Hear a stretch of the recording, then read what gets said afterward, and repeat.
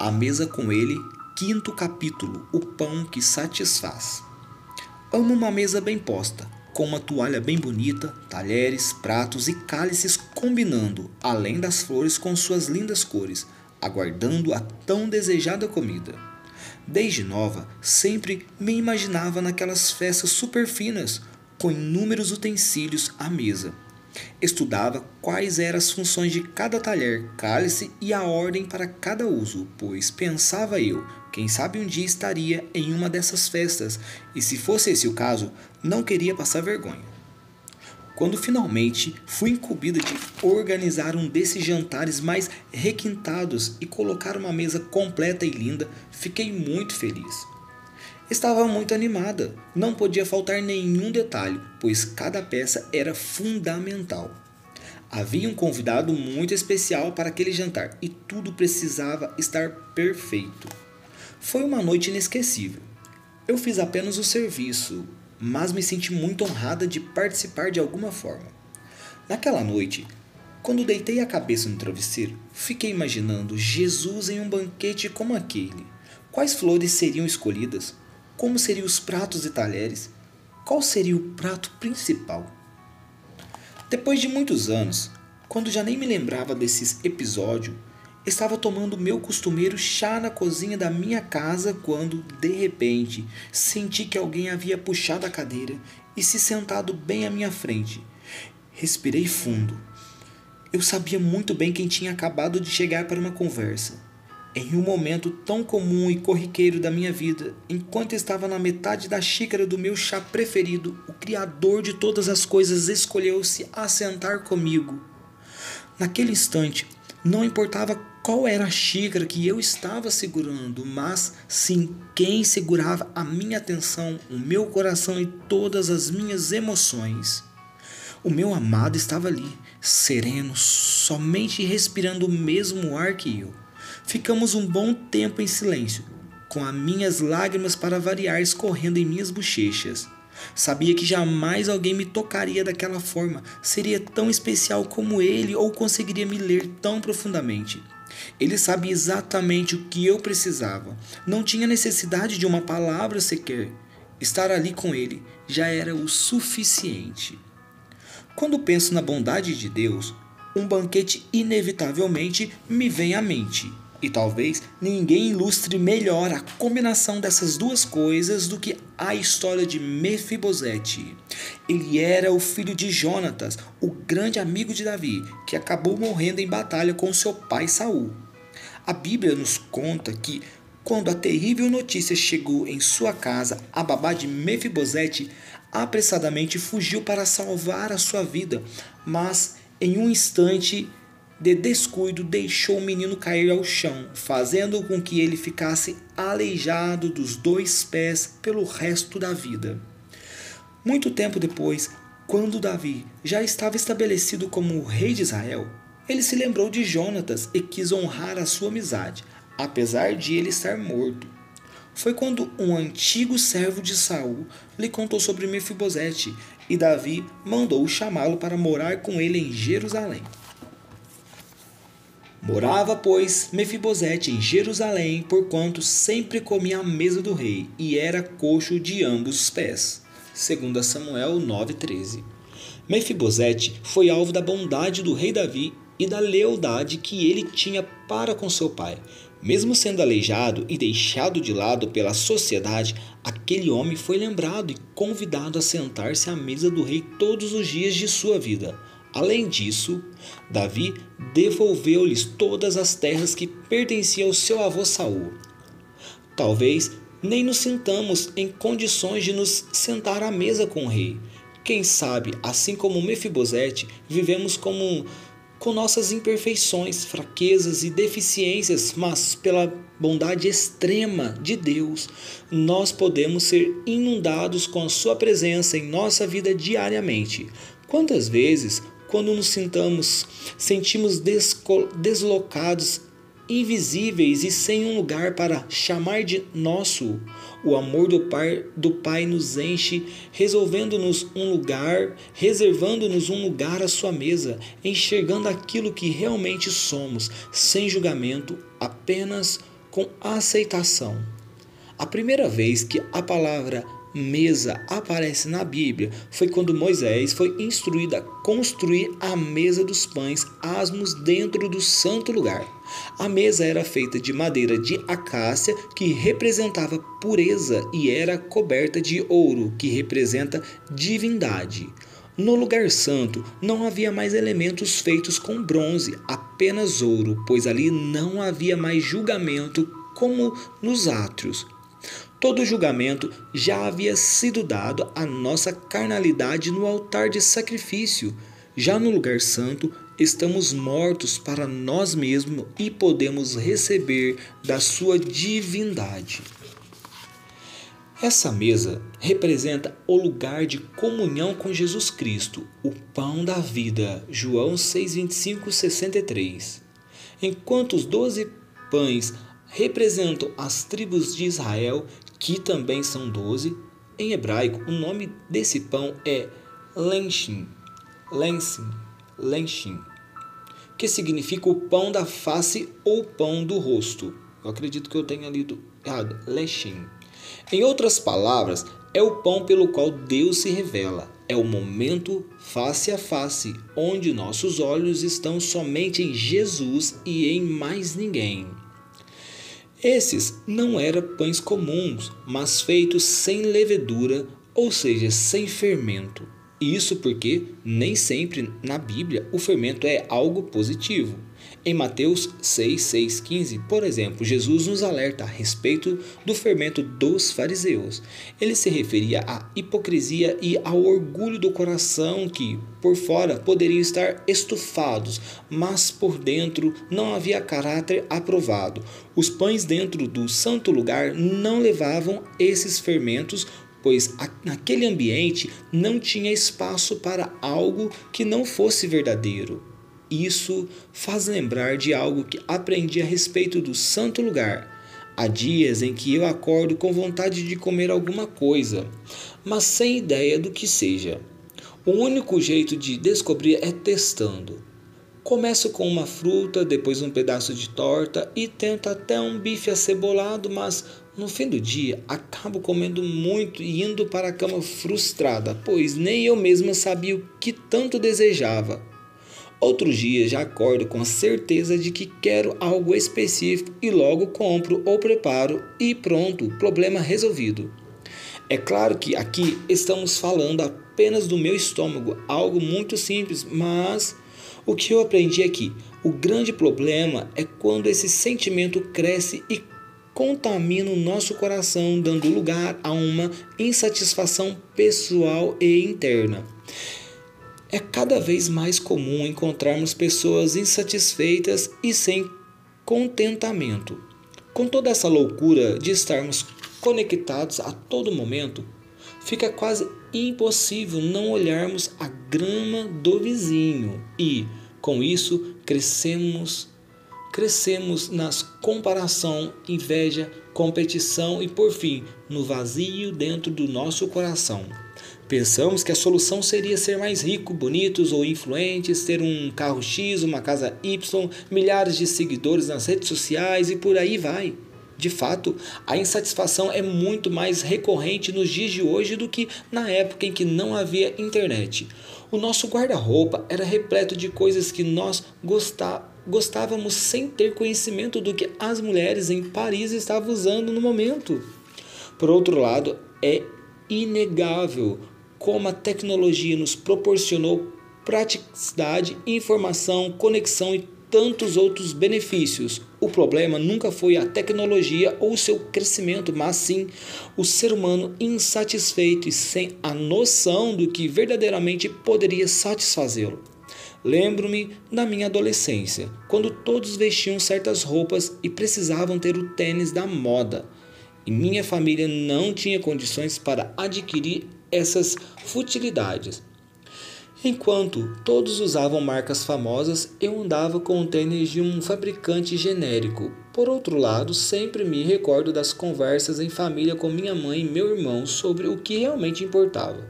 Poderíamos comprar aquele tênis mais caro e famoso, mas teríamos de abrir mão dos livros, escola, cursos ou viagens educacionais. Eram nessas horas também que minha mãe aproveitava para nos dizer: os outros são os outros, vocês são os meus filhos. E aquilo sempre acabava com a discussão, afinal, não havia argumentos contra isso.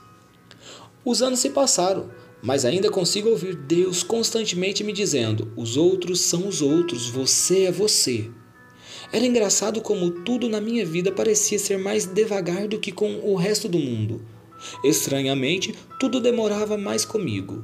Os outros cresciam, desenvolviam-se, sabiam o que queriam da vida, formavam-se na faculdade, faziam pós-graduação, casavam-se rápido, tinham filhos depressa, compravam imóveis num piscar de olhos e eu, ali, lutando para ter pelo menos uma dessas coisas. Pedi a Deus que acelerasse a minha vida. Afinal de contas, eu não queria perder minha juventude sem sair do lugar.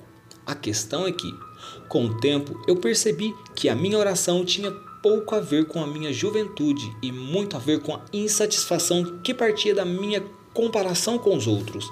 Eu me lembro de certa vez estar em um voo retornando para o Brasil de uma viagem frustrada que eu havia planejado e estava cheio de expectativas, porém, infelizmente, nenhuma delas se tornou realidade.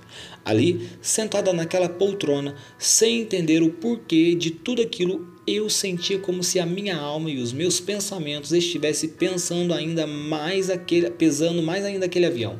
Enquanto todos estavam dormindo e tudo estava escuro, em silêncio, comecei a perguntar a Deus a razão de toda aquela insatisfação que havia dentro de mim. Foi então que ele gentilmente me perguntou: você consegue confiar em mim? Ao ouvir aquelas palavras, eu ainda cheio de dores, com todas as sinceridades, respondi que iria tentar. A verdade é que eu não tinha nada a ver com as respostas que eu estava procurando, mas com a satisfação do meu coração que entendi mais tarde seria a única capaz de me fazer confiar nele de verdade. Não apenas isso, mas para confiar realmente em Deus, eu entendi que precisaria ser satisfeita somente nele. Enquanto processava tudo aquilo, comecei a me recordar das tantas vezes em que havia cantado: Jesus, tu me satisfazes. E mesmo assim, naquela noite, no avião, eu estava vazia, procurando coisas para me satisfazer, sendo que apenas ele seria suficiente. Aquela pergunta foi tão marcante que, ao descer do avião, eu realmente era uma nova pessoa, que havia aprendido uma das maiores lições que carrego comigo, e até hoje sou levada a me lembrar da pergunta que Deus me fez. Isso me confronta constantemente a respeito do nível de satisfação que tenho em minha vida. Quantas vezes já não ouvimos a frase: Jesus precisa ser tudo para nós, Ele é o único que nos satisfaz. No entanto, ela parece distante da realidade. Ouvimos em tantas pregações e até chegamos a fixar nossa mente, mas colocar em prática parece tão difícil, porém é justamente na mesa dos pães asmos que essa verdade se torna real para nós. Frequentemente, vamos para Deus cheios de pedidos e indignações, mas quando de fato entramos em sua poderosa presença, tudo desaparece e só conseguimos sentir o seu amor que preenche todas as nossas ansiedades. Somos levados a um lugar onde todas as dúvidas, indignações e pedidos se tornam ínfimos, pois, no fim das contas, nós só desejamos permanecer ali, escondidos nele. Se passássemos mais tempos diante desta mesa, comendo deste pão, que é Jesus, muitos dos nossos problemas seriam resolvidos. A insatisfação com a nossa vida financeira desapareceria, pois as riquezas de quem Ele é nos satisfariam. A frustração com o nosso estado civil iria embora, porque encontraríamos o melhor noivo de todos. Não significa que os problemas não estariam mais lá, mas que a nossa perspectiva mudaria completamente. Alguns anos atrás, uma moça me procurou pedindo ajuda. Ela tinha uma bolsa de estudos na faculdade. Vinha de uma boa família, tinha um emprego legal, boas condições financeiras, ótimos amigos, mas, mesmo assim, ela se sentia depressiva e descontente com a sua vida.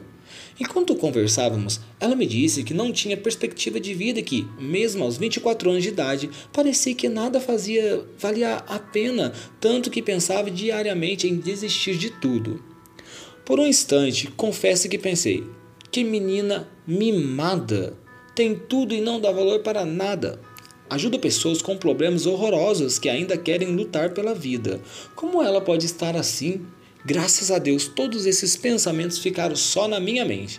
Enquanto ela continuava a me contar a respeito de sua infelicidade, eu perguntava ao Espírito Santo como poderia ajudar aquela moça e quais eram as raízes desses problemas emocionais. Foi quando o Senhor começou a revelar que ela estava cega emocionalmente por conta de uma grande rejeição. Em razão disso, ela enxergava tudo em sua vida através das lentes desse sentimento. Parecia loucura. Como ela poderia se sentir tão rejeitada se aparentemente era tão amada por todos? Muitas vezes estamos insatisfeitos por não conhecermos o amor incondicional do Pai, por nunca termos experimentado o que de fato é ser completamente dele. Na mesa dos pães asmos, além de sermos satisfeitos, somos curados da alma também. Começamos a ouvir suas verdades a nosso respeito. Assim, aos poucos, somos arrancados desse lugar de rejeição e colocados em nossa devida posição, assentados nos lugares celestiais com Deus. Efésios 2:6. Lembrando que não basta somente um momento à mesa dos pães asmos, necessitamos de uma constante disciplina na prática da presença de Deus. Quanto mais profundas as nossas feridas, mais tempo necessitamos diante daquele que cura para sermos feitos inteiros novamente. Quando Jesus Cristo encontrou 2 de seus discípulos na entrada para Emaús, algo incrível aconteceu. Ele havia sido crucificado e seus seguidores estavam arrasados com sua morte. Porém, enquanto caminhavam e conversavam sobre tudo que Jesus havia feito, o próprio Cristo ressurreto se juntou a eles pelo caminho e entrou no diálogo. Sem reconhecerem quem ele era, eles seguiram a viagem e continuaram a falar sobre os acontecimentos. E chegaram à aldeia para onde iam, e ele fez como quem ia para mais longe. E eles os constrangeram, dizendo: fica conosco, porque já é tarde e já declinou o dia. E entrou para ficar com eles. E aconteceu que, estando com eles à mesa, tomando pão, o abençoou e partiu e lhe deu. Abriram-se então os olhos e conheceram, e ele desapareceu. E disseram um para o outro: porventura, não ardia em nós o nosso coração, quando pelo caminho nos falava e quando nos abria as Escrituras? Lucas 24, 28 e 32, grifo da autora. Ao chegarem à cidade onde iriam comer, convidaram aquele homem, que era Jesus, mas os discípulos não sabiam, para juntar-se a eles. Quando Cristo partiu o pão, os olhos de seus amigos instantaneamente se abriram e eles o reconheceram. Durante todo o caminho, eles haviam sentido algo queimando em seus corações, mas foi somente no partir do pão que realmente o viram. Partilhar do pão com Cristo arranca as escamas dos nossos olhos e nos leva realmente a enxergá-lo. Diversas vezes presos nas circunstâncias, dificuldade e tristezas, não conseguimos perceber sua presença caminhando ao nosso lado. É fácil focar apenas em nossos sentimentos e esquecermos de sentir o coração de Jesus por nós. Dessa maneira, sem perceber, podemos nos tornar egocêntricos, tão preocupados com as nossas necessidades e desejos que acabamos nos esquecendo que o provedor de todas as coisas está bem na nossa frente. Certo dia, minutos antes de eu subir para liderar o louvor e adoração, uma pessoa me contou algo muito terrível que estava falando a meu respeito. Meu instinto era largar tudo, ligar para fulana e tirar satisfações, mas o culto estava prestes a começar. Rapidamente, pedi perdão a Deus por estar com raiva daquela pessoa. Peguei o meu violão e comecei a ministrar. No início, estava me sentindo perdida, não sabia como falar todas aquelas palavras maravilhosas a Deus enquanto meu coração estava ferido. Segurava o choro na garganta, tentando terminar os refrões, ao mesmo tempo em que lutava para cantar de forma afinada. Enquanto cantava, perguntava em minha mente a razão de aquilo estar acontecendo comigo. Na hora lembrei-me das palavras que eu sempre escutei: filha, olha para mim. Imediatamente, não teve como não abaixar todas as minhas defesas e olhar para ele. Deus sabe exatamente quem eu sou. As pessoas não conseguem enxergar o meu coração, mas Ele vê tudo. Naquele momento, no meio da ministração, eu fui lembrada de uma das maiores lições da minha vida. Viver diante de Deus é muito mais importante do que viver perante os homens. Foi muito difícil largar as minhas mágoas no altar do sacrifício naquele dia, mas ao entrar no santo lugar, eu encontrei a minha cura. Sempre haverá pão na presença de Deus, nunca há falta de coisa alguma. Podemos estar extremamente fracos, mas Ele se torna a nossa força para continuar. Será que hoje você está insatisfeito? Será que o seu coração está pesado com as dificuldades? Ou será que está ferido? Será como for. Seja como for, coma da mesa dos pães sem fermento e deixe que o alimento do céu lhe traga contentamento e cura, para que então você experimente a glória de Deus que está reservada a você no Santo dos Santos. Até o 6º capítulo.